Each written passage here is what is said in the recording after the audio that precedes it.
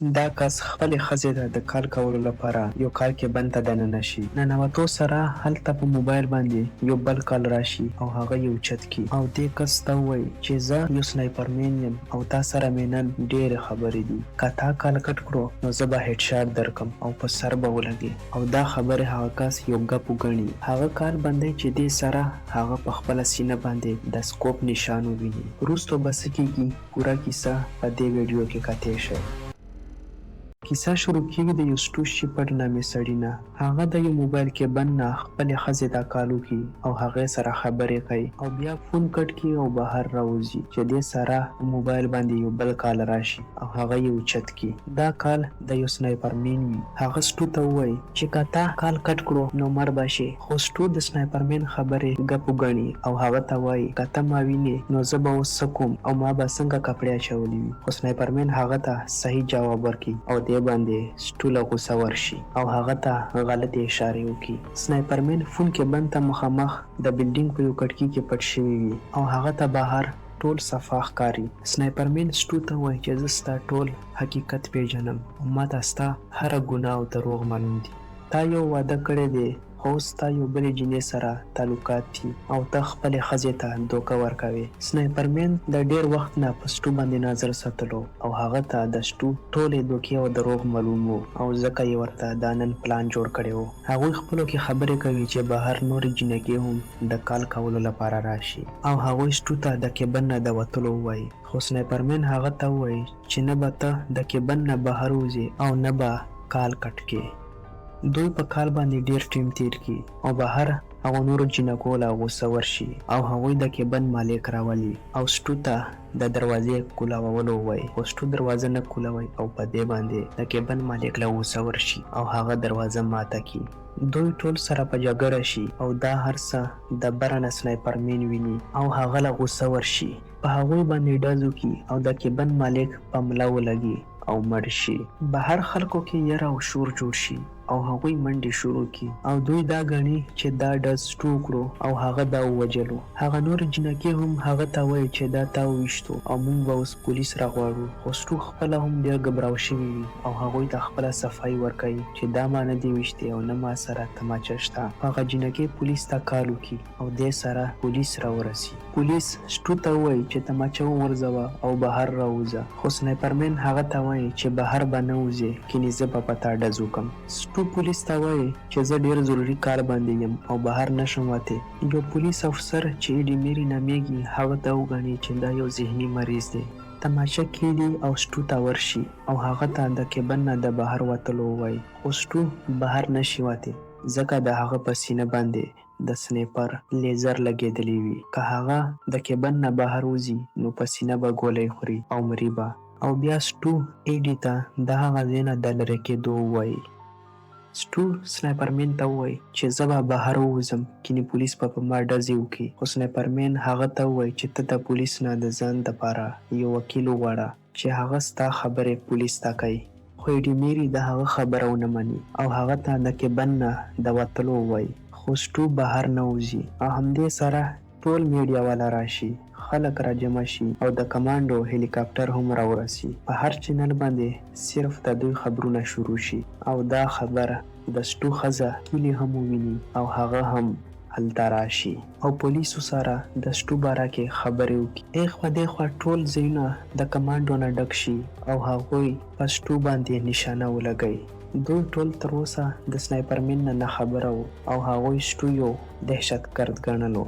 سنایپرمین د سټو په ښځه کیلي باندې سکوپ ولګوي او سټو ته ووایي چې که تا ما سره څه چالاکي وکړه یا دې زما خبره ونه منله نو زه به هغه وولم. پولیس د کال ټریس کولو ډیر کوشش وکړي خو سنایپرمین د یو کلون نمبر نه کال کړی وي او د هغه هیڅ ډیټا نه راوځي.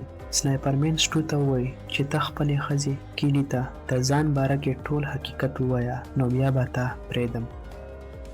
سټو خپلې ښځې ته آواز کړي او هغې ته د یو بلې جینۍ پیم په باره کې چې د هغه ورسره ناجایز تعلقات وو ټول حقیقت ووایي او بیا سنایپرمین ته ووایي چې ما ستا حکم پوره کړو او اوس ما پرېږده چې لاړ شم. خو سنایپرمین هغه ته ووایي چې زما اراده اوس بدله شوه او زما به یو څو نورې خبرې ومني، خو په دې باندې سټوله غوسه ورشي او هغه کال بند کی او دا کال کې بند نه بهر راوځي. سنایپرمین هغه پسې ډیر کارونه وکړي خو سټو یې نه پورته کوي او هغه له خپله ښځه کیلي رامنډه کړي، خو سټو د هغې په ټنډه باندې د سکوپ نشانه وویني. چغې جوړې کړي او کیلي ته د شاته تلو ووایي. پولیس افسر هم د سکوپ نشانه ویني او اوس هغه ته هم د سنایپرمین پته ولګي او دې سره سټو بیا کې بند ته دننه شي او کال اوچت کړي. پولیس افسر کمانډو ته د بلډینګ د ټولو کړکو چیکولو ووایي او هغوی چیکینګ شروع کړي. سنایپرمین سټو ته وایي چې زه تا ته مخامخ کړکۍ کې ناست یم او هغه ته د کړکۍ پرده هم وخوځئ او دې سره بهر بیا د سټو بله ملګرې پیم هم راشي چې د سټو ورسره پټ تعلقات وو. سنایپرمین چې څنګه هغه وویني نو سټو ته اډر ورکړي چې تماچه راواله، پیم او کیلي کې به یوه ښځه وژنې او که داسې دې ونه کړل نو زه به بیا دواړه وژنم. سټو په سوچ کې شي او لاندې ګوتمه وغورځوي او په هغې پسې ټیټ شي. لاندې هغه پټ موبایل راوباسي او کیلي ته کال وکړي. بیا راپاسي او د سنایپرمین سره په زوره زوره خبرې شروع کړي. کیلي موبایل پولیس افسر ته ورکړي او هغه د دوی ټولې خبرې واوري او بیا سټو ته نږدې راشي او هغه سره خبرې شروع کړي او په اشارو کې افسر د هغه نه ځان پوه کړي. خو سنایپرمین په دوی شکي شي او په پولیس افسر باندې سکوپ ولګوي او سټو ته ووایي چې که دا تا نه لرې نه شو نو زه به په ده ډز وکړم. سټو پولیس افسر ته د هغه ځای نه د لرې کېدو ووایي او بیا هغه ترې لرې شي. بیا سنایپرمین سټو ته ووایي چې اوس د میډیا په مخامخ ټول خپل دروغ او حقیقت خلکو ته څرګند کا او د پیم سره ناجایزو تعلقاتو باره کې هم ټولو ته صفا ووایه. سټو د کیبن نه سر را بهر کړي او میډیا ته د پیم سره تعلقات او خپل ټول دروغ ښکاره کړي.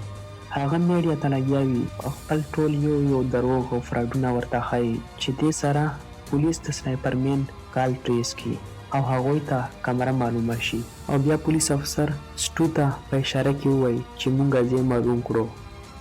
پولیس د سنایپرمین کمرې طرف ته روان شي او دې سره سټو ته لږه حوصله میلاو شي او هغه په سنایپرمین باندې غوسه ویستل شروع کړي او هغه ته په چغو غلطې خبرې شروع کړي او دا ورته ووایي چې اوس به ته ووژلې شي ځکه ستا ځای پولیسو معلوم کړو او ستا کمرې ته درغلل. په دې خبره سنایپرمین له غوسه ورشي او هغه سټو ته ووایي چې که زه مرم نو ځان سره به ستا ښځه ومجنم او د هغه په ښځه باندې سکوپ ولګوي. سټو په جذباتو کې راشي او فون بند کړي او هغه ته چیغې شروع کړي چې که تا کې دم وي نو ما ووژنه او دې سره د کیبن نه رابهر شي. تماچه یې لاس کې نیولې وي او چیغې وهي چې زما ښځه مه وژنه، که دم وي نو ما ووژنه او همدې سره یو ډز وشي او سټو را پرېوځي. پولیس چې هلته سنایپرمین کمرې ته ورسي نو هلته یو کس مړ پروت وي چې هغه خپله مرۍ غوسه کړې وي. ایډي سټو ته راشي او هغه ته ووایي چې موږ ته د سنایپرمین پته لګېدلې وه ځکه په تا باندې ډز موږ وکړو او ته موږ د یو ربړ په ګولۍ باندې ویشتې او یو ساعت پس به ټیک شي. دې سره پولیس هغه کس لاندې راکوز کړي او سټو ته یې وښایي. بیا سټو ته د بېهوشۍ انجکشن ووهي او هغه په ګاډي کې سملی چې دې سره هغه له یو کس راشي او هماغه خبرې ورته شروع کړي کمې به چې ده ته په کال باندې سنایپرمین کولې. اصلي سنایپرمین همدغه یو وي او هغه د دې ځای نه سلامت لاړ شي او همدې سره د دې فلم خاتمه وشي. که ویډیو مو خوښه شوې وي نو لایک یې کړئ او چینل سبسکرایب کړئ. راتلونکې ویډیو به نور هم خوندور وي.